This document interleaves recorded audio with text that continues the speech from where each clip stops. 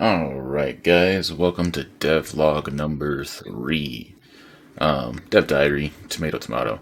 Um, Things aren't still 100% functioning yet in terms of what I want to do, but I'm getting it to where I want to be. It's progress.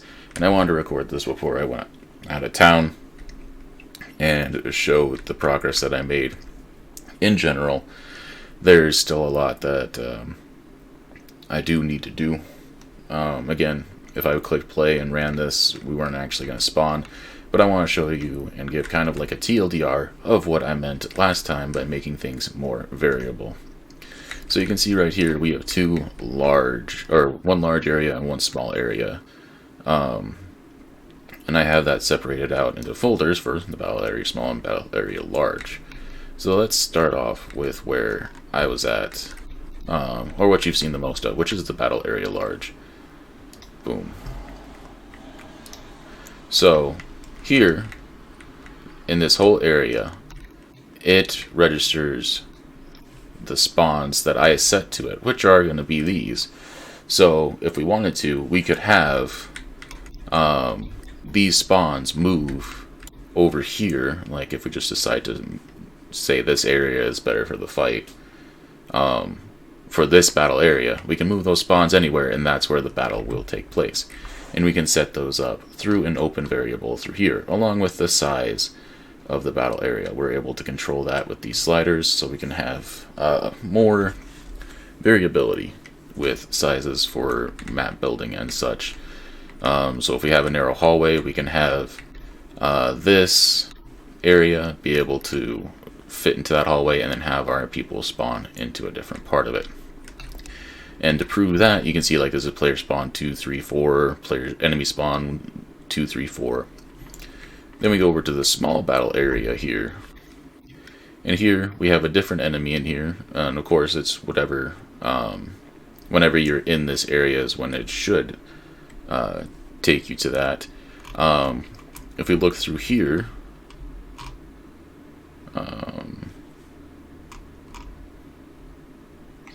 we can add player and enemy spawns. Ooh. And instead of 2, 3, 4, we can go 5, 6, 7, and enemy spawn 5, 6, 7. So, for example, in this one, where only have 3 spawns, obviously you can add or remove as many as you want. Typically, I'm thinking our player spawns are going to be 4, because our party size is typically going to be 4. But now this battle area registers these spawns, and when we play, it should initialize and store the location. So then when we get in a fight in this area, it'll spawn our party members in at where those are, looking at each other. And that's kind of the variability with that I was mentioning. And there's that you can change the height just by scrolling like that. So that's with the battle areas, the variability I'm talking about with that last time. I can actually show you. Being able to customize on the fly, we won't have to create unique assets every time. What we gotta do is just copy paste, organize it in our own way. Like obviously we're gonna rename these spawns when we get the chance. But then the other variability thing is that the enemy. So you can see here it's enemy 1, enemy 2. They're exact duplicates of each other. If you look at enemy 1, he currently is assigned to the battle area large, and then it has one enemy in its enemy list, which is a rat. It has a spawn chance of 100%. So every time we encounter this enemy over here, this specific one, we will always spawn a rat. A singular rat in one spot there. And that'll allow us to do one of the features that we want that a lot of games do, where that have world enemies like this, where you run into that world enemy and that enemy is in the fight no matter what. And we can create this as large or as small as we want.